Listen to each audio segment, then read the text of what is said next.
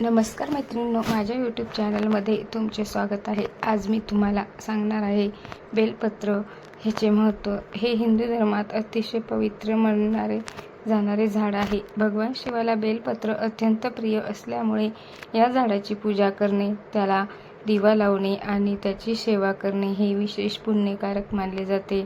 अनेक लोक आपल्या घराजवळ किंवा मंदिरात असलेल्या बेलाच्या झाडाजवळ दिवा लावतात, अगरबत्ती लावतात, पूजा करतात. पण हा दिवा कसा, कुठे आणि कोणत्या पद्धतीने लावावा ह्याबद्दल योग्य माहिती असणे आवश्यक आहे. मी तुम्हाला सविस्तर माहिती दिली आहे, ती तुम्ही पूर्ण पहा. पूर्ण व्हिडिओ नक्कीच पहा.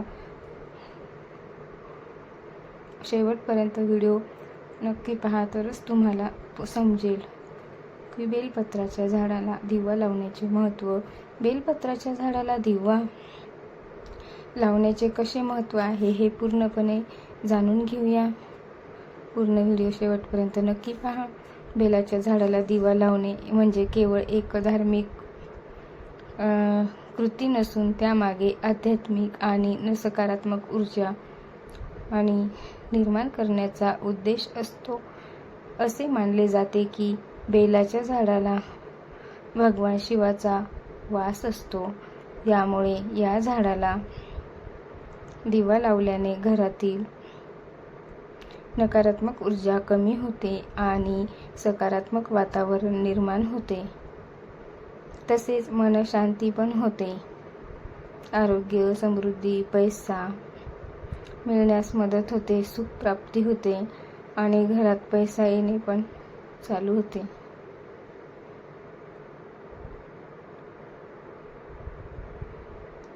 दिवा लावण्यासाठी योग्य वेळ कोणती आहे हे आपण जाणून घेऊया. तर बेलाच्या झाडाला दिवा लावण्यासाठी सर्वात योग्य वेळ म्हणजे संध्याकाळची वेळ. सूर्यास्तानंतर प्रदोष काळामध्ये दिवा लावणे अतिशय चांगले मानले जाते.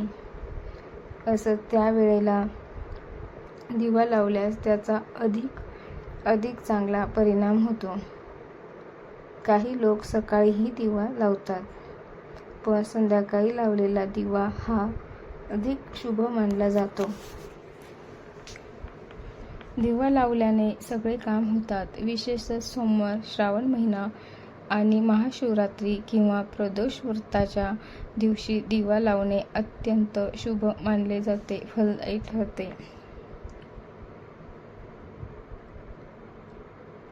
दिवा कसा लावावा हे पण आपण पाहणार आहोत.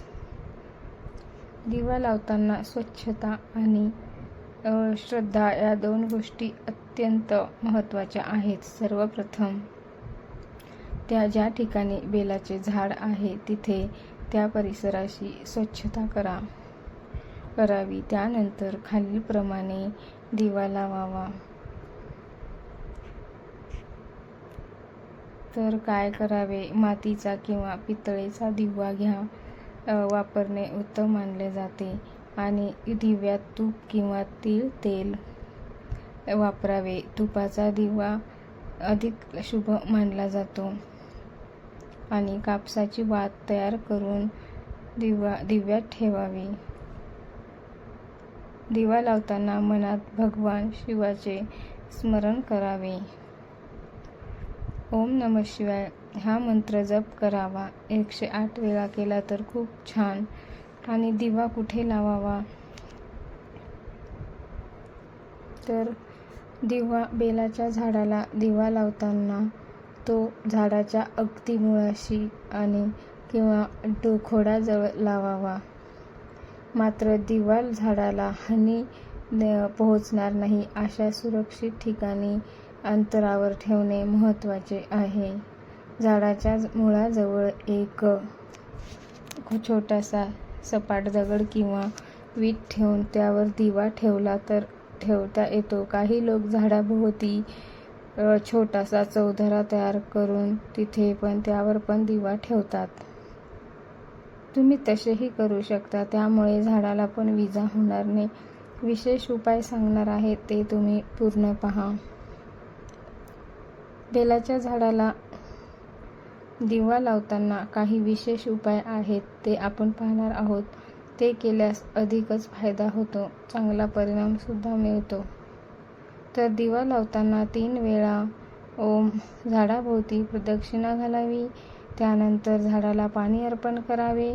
पाणी अर्पण केल्यानंतर बेलपत्र अर्पण करून शिवाची पूजा करावी, मनोभावे पूजा करावी आणि शक्य असल्यास थोडासा गंध किंवा अक्षता आणि फुले अर्पण करावीत.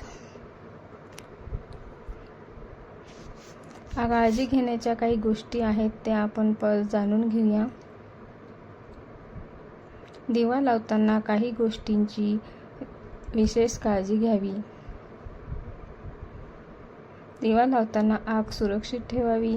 झाडाच्या खोडाला किंवा पानांना जळू नये ह्याची काळजी घ्यावी. प्लॅस्टिक किंवा कचरा झाडाजवळ टाकू नये. त्यामुळे दिवा विझल्यानंतर त्या ठिकाणी स्वच्छता राखावी.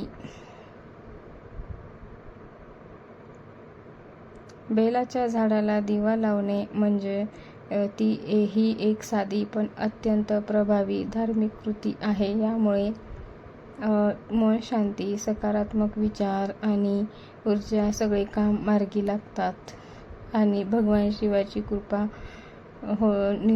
प्राप्त होते असे मानले जाते. योग्य पद्धतीने किंवा श्रद्धेने तुम्ही जर हा उपाय केल्यास जीवनात सुख, समृद्धी, समाधान आणि यश मिळण्यास मदत होते. त्यामुळे प्रत्येकाने हा शक्य असल्यास नियमितपणे उपाय बेलाच्या झाडाची पूजा करून दिवा लावावा. ही कृती केवळ धार्मिक परंपरा नाही नसून निसर्गाशी जोडणारा एक सुंदर मार्ग आहे. जर तुम्हाला व्हिडिओ आवडला असेल तर लाईक, शेअर, सबस्क्राईब करा आणि कमेंट करायला विसरू नका. कमेंटमध्ये लिहा हर हर महादेव, हर हर महादेव, जय श्री श्याम, श्री शिवाय नमस्तुभ्यं, श्री शिवाय नमस्तुभ्यं, श्री स्वामी समर्थ, जय जय स्वामी समर्थ. धन्यवाद.